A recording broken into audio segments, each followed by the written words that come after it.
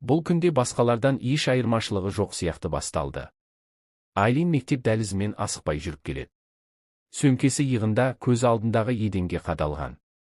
Сыныптар тыныш, дәлізде ешкім жоқ. Әр қадам таныс. Бәрі қалыпты. Бірақ бір сәтте бәрі өзгереді. Кенет ол бұрын болмаған ескі ағаш есікті көреді. Ол дәліздің ортасында, басқа есіктерден мүлде өзгеше. Түсі қара-қоңыр, тұтқасы темірден. Есік үстінде үлкен әріптермен «Кіруге болмайды» деп жазылып тұр. Айлин аң-таң.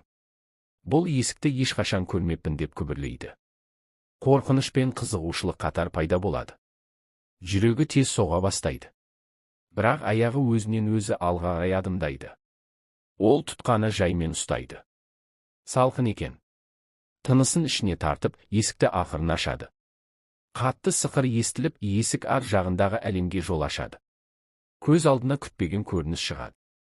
Бұл бөлме емес, бұл басқа әлем. Аспанда ұшып жүрген кітаптар.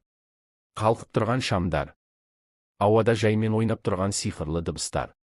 Жер емес, аспан. Уақыт тоқтағандай. Айлиннің көзі бақырайып, айналаны шолып тұрады. Кенет үлкен, ауыр кітап ашыла бастайды. Ішінен алтын түстес шаң көтеріледі. Ол шаң Айлинге қарай ұшып, дәл оның алақанына қонады. Сол сәтте жұмбақ дауыс естіледі. Сен таңдалғансың. Сырлы әлем енді сенікі.